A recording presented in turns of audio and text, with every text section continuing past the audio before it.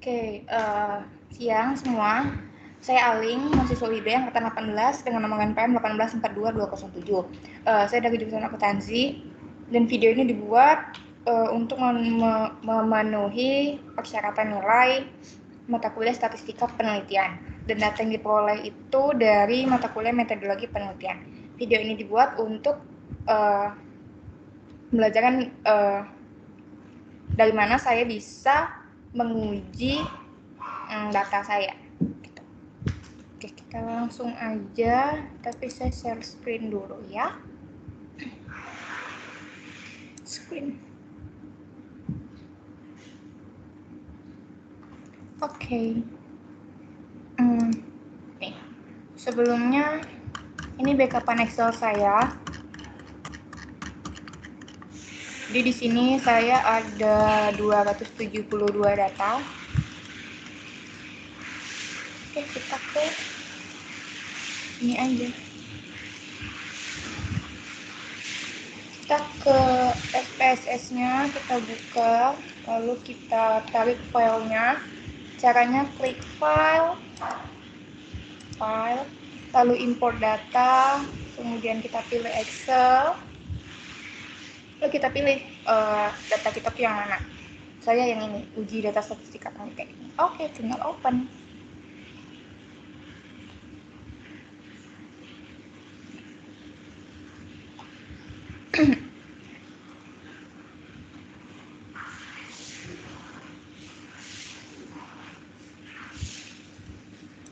Nah, nanti tampilannya setelah kita open datanya kayak gini nih.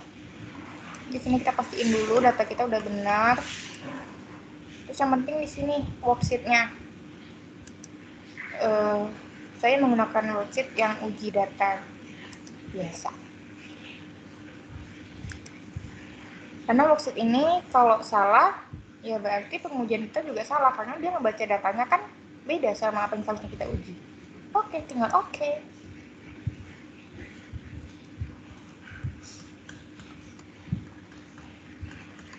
Nih.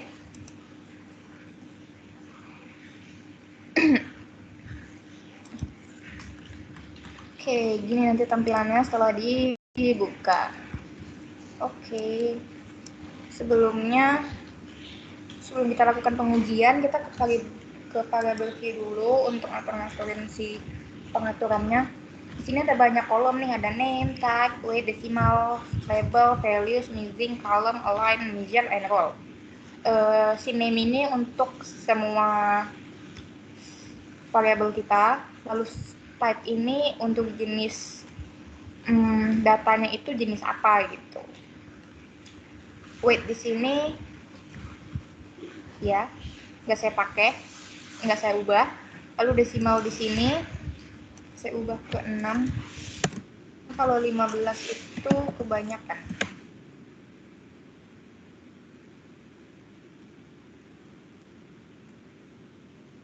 Itu sama seperti name. Lalu values ini dia untuk mengatur data selain yang tipenya menggunakan numerik. Dia ini lebih ke memberikan pilihan gitu. Missing saya known. Kolom itu lebar kolomnya, align-nya itu letakkan datanya mau di mana, di tengah kah, kanan atau kiri. Lalu measure-nya itu jenis pengukurannya, lalu untuk roll ini yang penting di sini. Di sini ada input, target, bot, dan non. Ini keempat ini yang sering digunakan gitu. Untuk si input ini digunakan pada variabel independen. Independen saya tingkat praktik akuntansi. Oke, input. Lalu untuk dependen itu ada si target. Sini independen saya ada 2 dan target. Dan sisanya itu saya masukin ke non. Dari nomor 6 sampai nomor 11 itu variabel kontrol saya juga saya masukin ke non.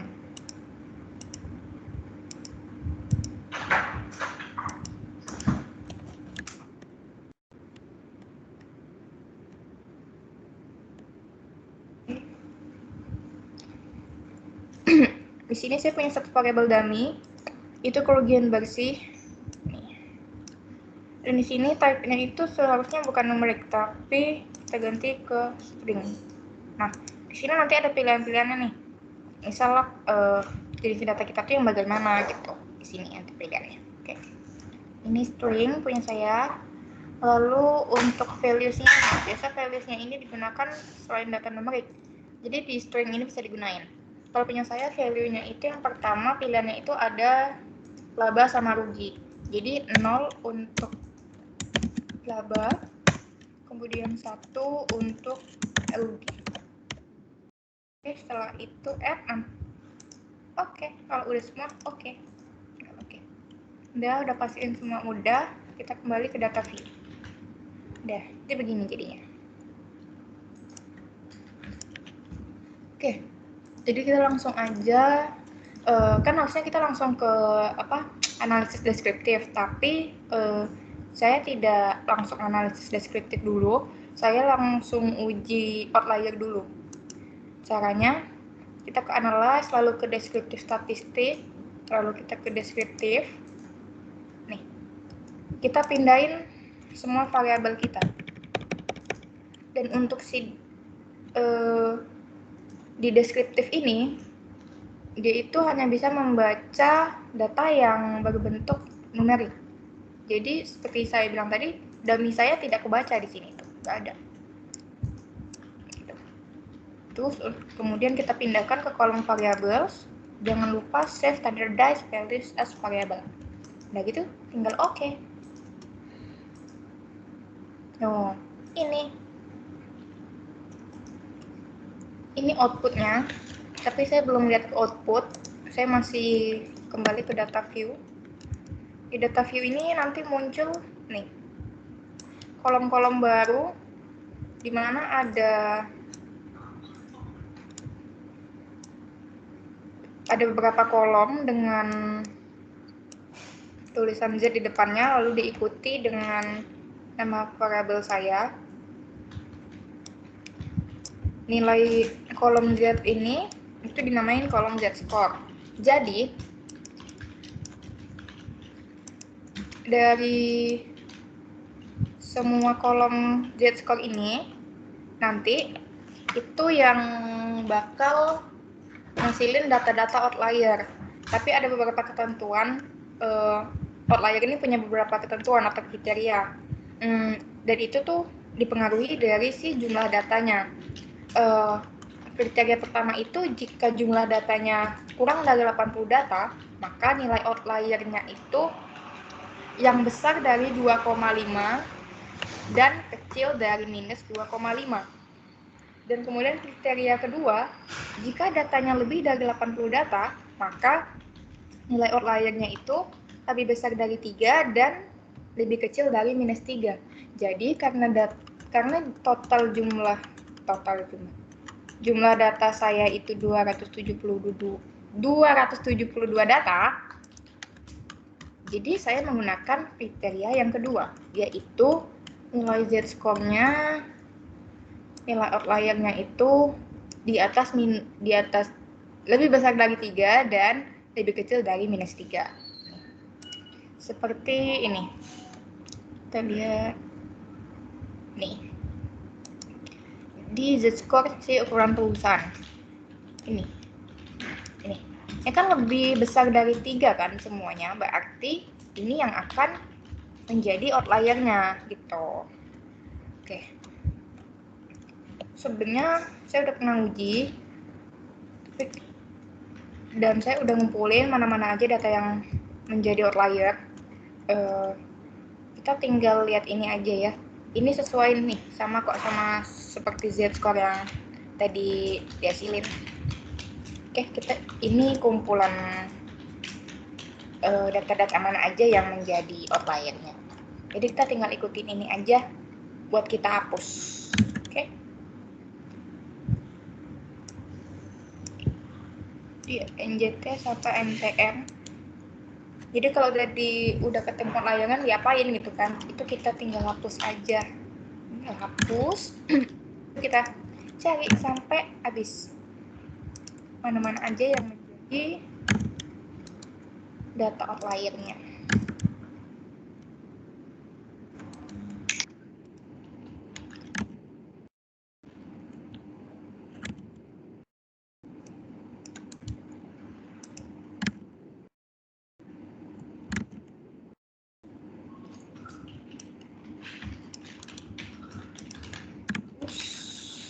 Lalu ada Unilever,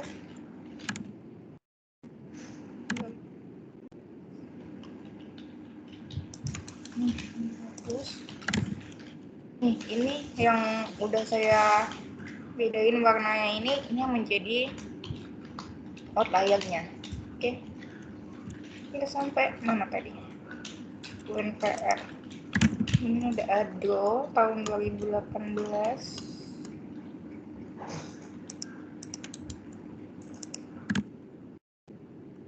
MS 2016-2017.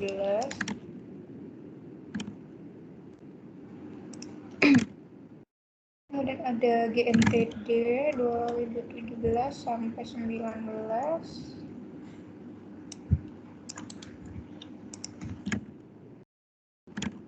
Prodia 2016.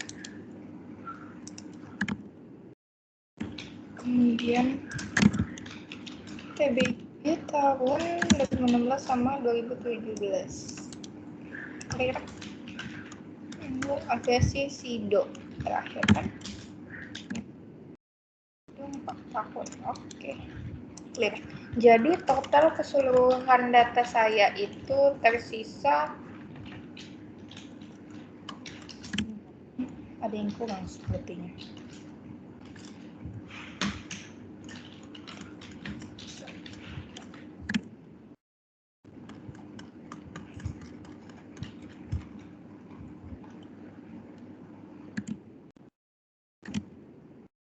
TAMTM, lalu BNBR 2016 udah, ini 2017 udah, 2019 oke. Oh iya, sama 2017 ini yang ketinggalan. Oke. Jadi totalnya harusnya data saya itu tersisa 240 data. Nih, benar. Oke, kita tinggal analisis deskriptif. Kita analyze, lalu kita ke deskriptif statistik, lalu kita ke deskriptif. Ini bisa diantik aja lagi, lalu tinggal oke. Nah, ini jadinya data deskriptif statistik saya seharusnya. Kita copy dulu, bisa di copy nggak apa-apa.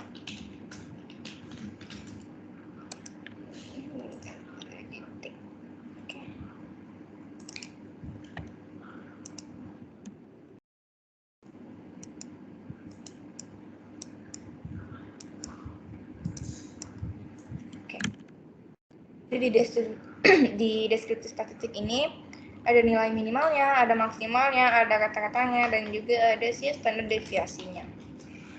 Nah, seperti yang saya bilang tadi, ini kan untuk si deskriptif statistik ini tidak bisa untuk data selain weight. Jadi, karena saya punya satu variabel dummy kemudian bersih, jadi kita mengujinya dengan cara kita kembali ke ininya dulu. Ke sini, kita ke analyze, lalu ke deskriptif statistik, lalu kita ke frekuensi. Kita cari mana yang menjadi variabel dummy kita, lalu kita pindahkan ke kolom variabel, lalu ini jangan lupa dicek jadi display frequency tables, lalu oke. Oke, jadi ini yang menjadi analisis deskriptif kita untuk data dummy-nya. Tuh, dapat kita copy dulu ya.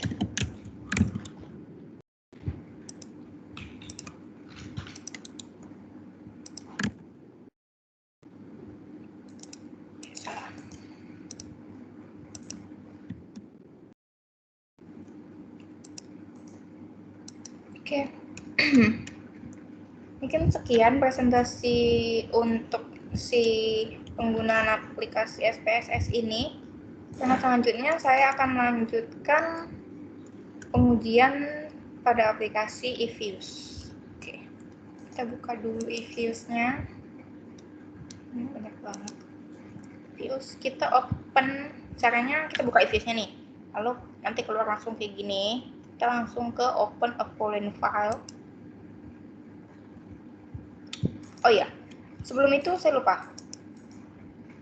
Untuk si Excel-nya ini, file Excel backup yang mau kita uji di eViews itu harus kita ubah dulu tuh. Ini Wikidata, kita cek aja lagi.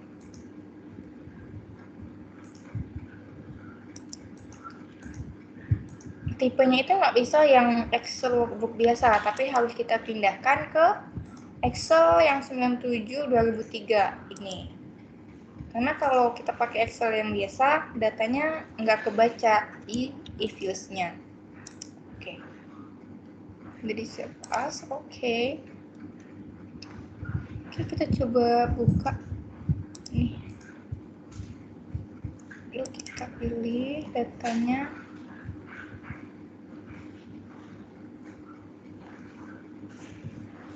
Yang ini datanya, coba kita open ya.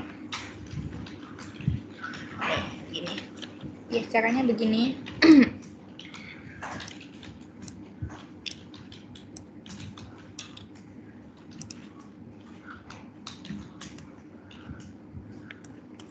Oke, jadi pastiin untuk di eViews-nya ini kita sudah menggunakan data setelah outlier ya, karena itu kan yang sudah bebas dari data yang misalkan tidak ada gitu.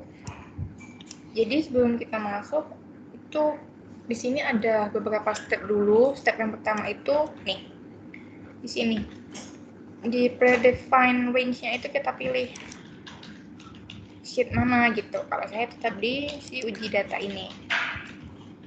Oke, pastiin datanya benar, sesuai enggak gitu kan. Oke, tinggal next. Lalu step kedua, ini saya tidak mengubah apapun di sini, jadi saya tinggal next. Kemudian step ketiga sama, saya tidak mengubah apapun, jadi next. Dan di step keempat ini, di basic structure-nya ini pastikan langsung otomatis muncul si dated panel ini. Kenapa? Karena kan kita data time series kan, jadi dia emang harusnya udah langsung auto muncul si dated panel ini. Kemudian untuk close section-nya saya isikan kode dan data series-nya itu saya isikan tahun. Setelah udah, oke, tinggal finish. Ini saya no aja. Ini no dulu. Oke, apa? Ya, ini udah seperti ini. Kemudian kita lanjut, kita ke proc, lalu ke reshape current page. Lalu saya ke unstack in new page. Nah, di sini di series 6 ini saya isikan kode. Dan di sini bawahnya saya isikan tahun. Oke. Nah, nih nanti muncul nih, ini nih semua variabel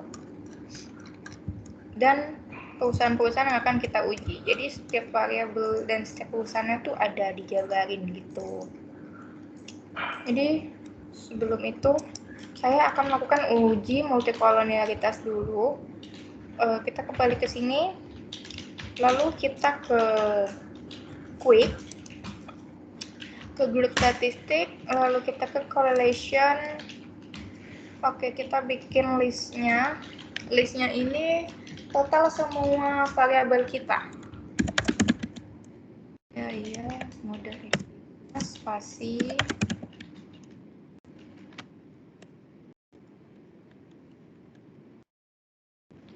Jangan sampai ada yang ketinggalan ya.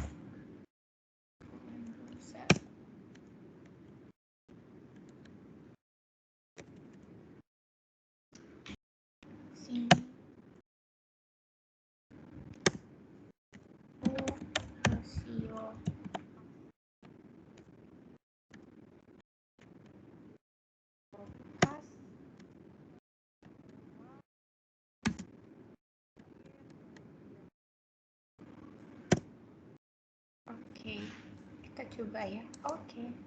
Nah, jadi di sini hasil si multikolonialitas saya. Saya copy dulu. Oke.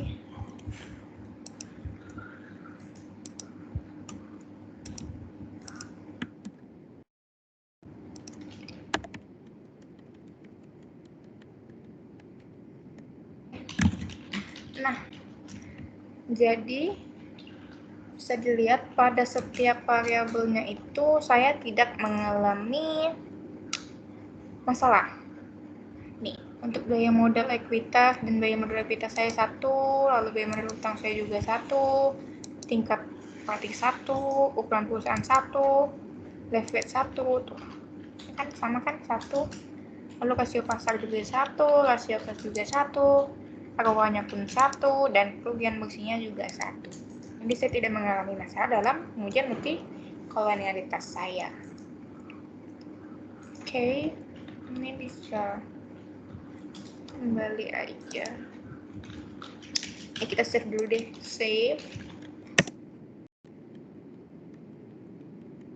Realitas. Oke. Nanti kita muncul nih di sini. Oke.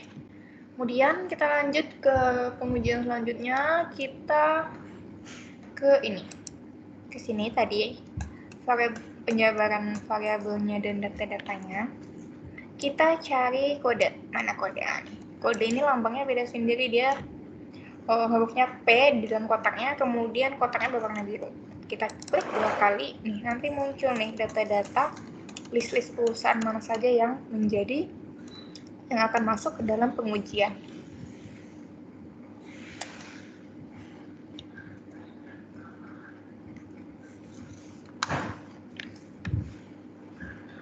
Oke. Lalu kita klik ke estimate. Nih, dependent variable. Sebenarnya seperti saya bilang tadi, saya punya 2 dependent variable. Yang pertama itu ada biaya nih. Dan jangan lupa tambahin tanda-tanya. Karena kalau nggak ada tanda-tanya, pengujiannya nggak bakal baca.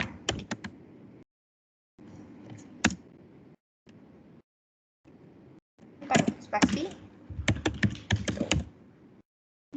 Di depannya itu ya.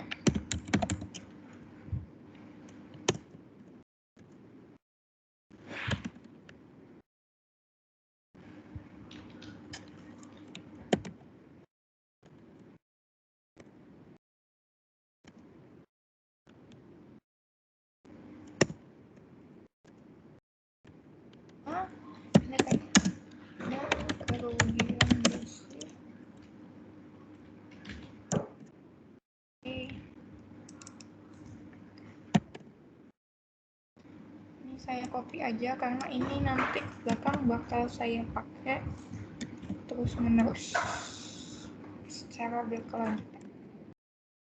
Copy dulu. Kan capek juga kan kalau ngetik satu-satu. Nah, di sini di cross sectionnya ini kita pakai yang non dulu. Yang non ini untuk kita dapetin hasil si PLS gitu. Oke, kita tinggal oke. Nih, keluar deh hasil. Ini yang si PLS tadi tuh. Metodenya pooled least squares untuk si biaya modal ekuitas. Jadi, berhubung dependen saya 2, ya berarti saya mengerjakannya 2 kali untuk setiap pengujian.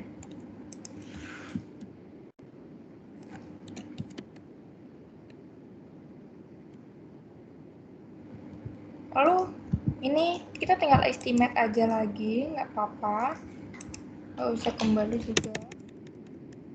Kita pakai dependen kedua, apa tuh? Utang. Ya udah, utang. Cross sectionnya tetap non, lalu oke. Tuh, beda kan? Keluar dia biaya modal utang. Oke, tinggal oke.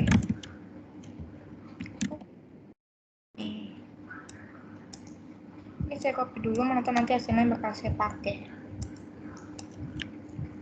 Kemudian kita ke pengujian selanjutnya, yaitu kita menggunakan metode fixed effect model. Ke dependen pertama, ekuitas. Nih, untuk cross sectionnya itu kita ke fix. Jadi kalau kita mau pakai metodenya si fixed effect model, kita prosesnya ke fix. Ini tetap seperti semua variabel tadi kecuali si dependennya gitu.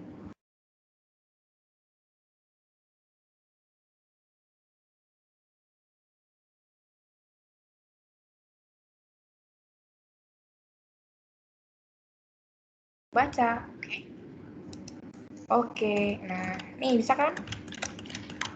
Tuh. Oke, copy. Oke, udah copy, paste. Selanjutnya kita ke dependen kedua. Itu apa? Hanya jangan lupa pastiin di fix dan kita oke. Oke, bisa. Tuh.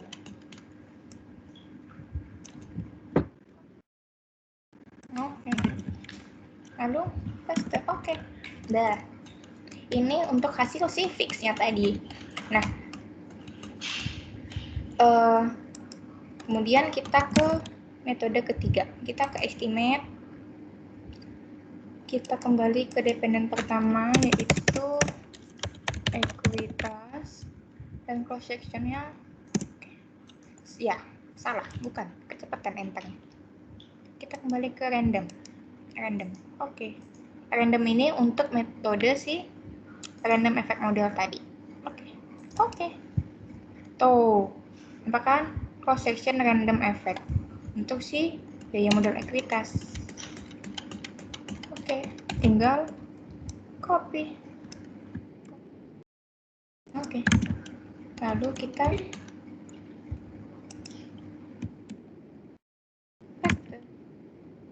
estimate lagi untuk dependen kedua, itu untuk si utang. Pastiin random. Oke. Udah copy. Tinggal copy. Ini nih hasil-hasil dari metode-metode yang kita cari tadi. Hasil-hasil ini nanti digunain untuk berbagai pengujian ke belakang gitu. Nah, kan kita udah lakuin nih ujiannya, modelnya dari si PLS, fix sama si random. Jadi buat kita tahu kita tuh bagusnya pakai metode yang mana sih gitu kan. Ya udah, kita harus nguji lagi. Dan ujinya itu ada dua, itu pengujian Chow sama si Postman. Dimana kalau si uji Chow itu untuk menguji antara model PLS sama model si fixed effect tadi. Di antara PLS sama si fix itu bagusan mana gitu. Itu tadi Pak, uji Chow. Caranya gini. Ya, kita kembali lagi ke fix. Oke?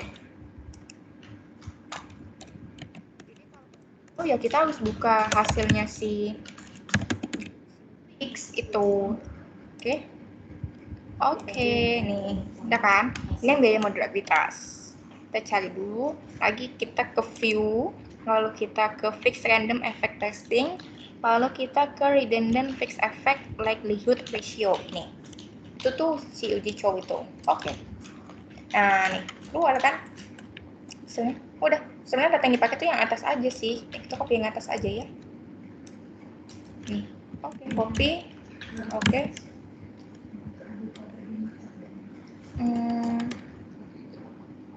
Ya Pak, ini PLS. Tidak, ini fix. Oke, kita copy di sebelahnya fix aja. Ini untuk si daya model ekuitas. Lalu untuk yang utang juga begitu, kita kembali lagi ke pengujiannya, hasil pengujian fixnya si biaya modal utang. Nih, gini kan. Lagi kita ke view, fix random effect testing, lalu redundant. Nih, keluar ini. Sudah.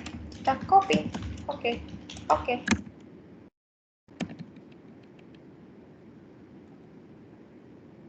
Pasti deh. Udah. Ini untuk si apa? Uji cow. Lalu selanjutnya kita ke pengujian Houseman.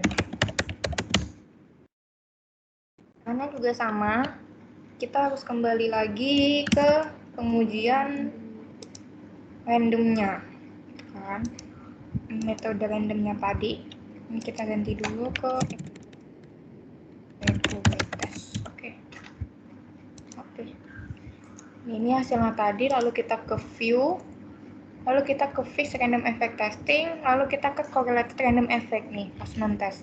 Kalau cowok tadi di atas, Houseman-nya yang di bawah. Oke. Tuh, keluar. Yang digunakan tabel yang atas aja sih, buat tahu probability-nya. Nih. Oke. Ini di sini. Nih kan. Ada sih, kita kembali ke si utang, biaya modal utang. Itu tetap di random. Oke. Lalu kita ke view, kita ke Houseman test. Oke. Copy. Oke. Nah, nih. Jadi masing-masing udah dapet nih nilai si probabilitasnya, ya kan?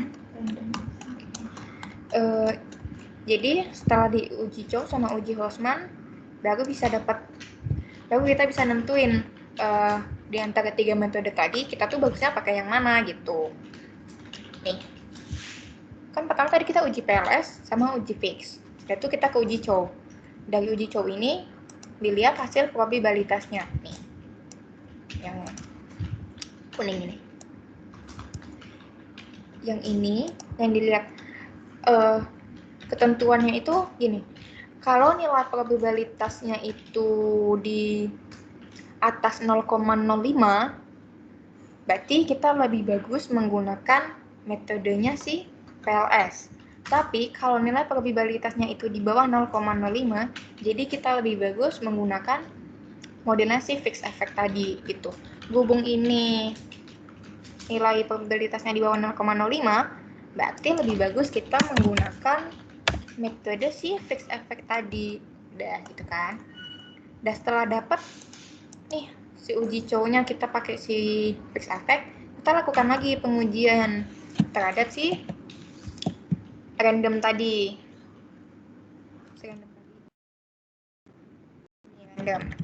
Setelah dapat, kemudian kita kan lakukan uji Houseman.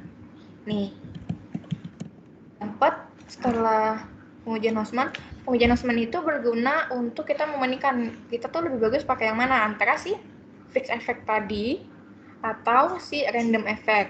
Tuh, ketentuannya itu si probabilitasnya itu kalau di bawah 0,05 itu lebih bagus menggunakan si fixed effect model, dan kalau di atas 0,05 berarti dia lebih bagus menggunakan random effect model. Jadi seperti bisa kita lihat di sini nilai probabilitasnya itu nih probabilitasnya itu di bawah 0,05. Di atas 0,05. Ya udah, jadi kita menggunakan si model random effect model ini untuk mendapatkan hasil-hasil pengujian selanjutnya gitu. Oke. Kan udah dapet nih kan, tadi kita udah lakuin pengujian terhadap si random effect. kembali ke ekuitas ya. Ekuitas nih. Nah, di sini nanti kan kita udah tahu kita tuh bagusnya pakai yang mana. Nanti di hasil random ini untuk si tes statistiknya ini itu bisa digunakan untuk dipakai di hasil pengujian uji T. Nih, tes statistiknya dari sini. Tes statistiknya ini itu yang menjadi si variabelnya itu berpengaruh apa tidak. Kemudian untuk negatif positifnya itu bisa dilihat dari si koefisiennya ini. Dia ini berpengaruh negatifkah atau positif gitu. Sama setiap dependen juga begitu nanti. Jadi untuk setiap pengujian uji T itu dilihat dari tes statistik sama si koefisiennya gitu. Oke. Jadi mungkin sekian penjelasan dari saya mengenai cara bagaimana saya bisa mendapatkan uji data saya. Mohon maaf bila banyak kesalahan atau banyak tingkah laku yang sekiranya kurang enak dilihat dan banyak kesalahan pada cara-cara saya. Terima kasih.